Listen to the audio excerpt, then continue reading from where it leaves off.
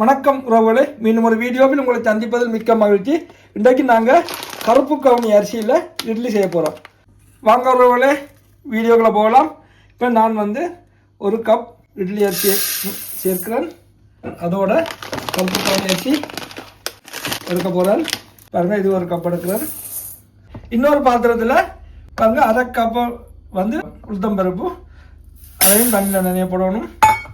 ஒரு தேக்கரண்டி வெந்தயம், கழுவி இருக்க அடுப்பம்.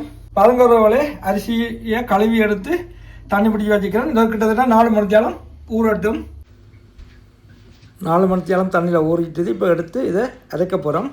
முதல்ல நாங்கள் வெந்தயம் அரைப்போம். பாருங்கள்,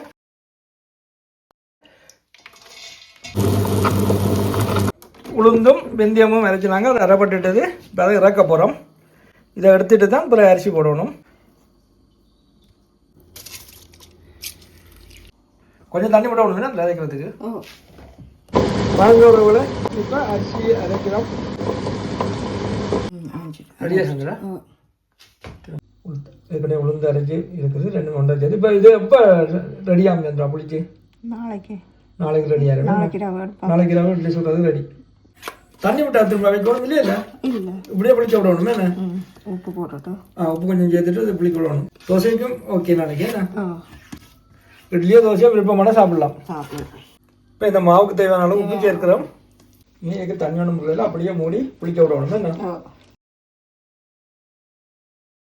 பாருங்க உறவுகளே, நேற்று மத்தியானம் அரைச்சி இட்லிக்கு புளிக்க விட்டனாங்க. இப்போ இரவு சாப்பாட்டுக்கு எடுத்துருக்குறோம்.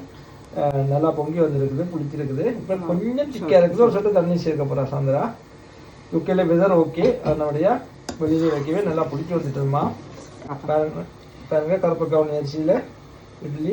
கொஞ்சம் மாவு எடுத்து தோசை ஊற்றி பார்க்க போகிறா சாயந்தரா. இட்லிக்கு கொஞ்சம் சிக்கா இருக்கணும். தோசை கொஞ்சம் தண்ணி ஆக்கணும். அதுக்கு நீங்கள் தண்ணி விட்டு கலக்கணும் போறீங்க.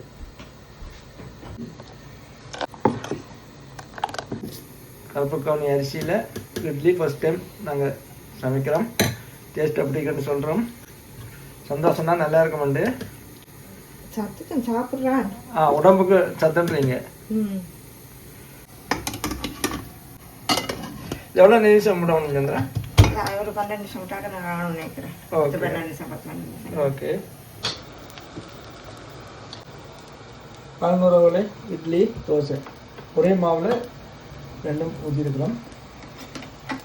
சுவை என்பது அளவற்றது. முன்னும் ஒரு வீடியோவில் சந்திப்போம். நன்றி, வணக்கம்.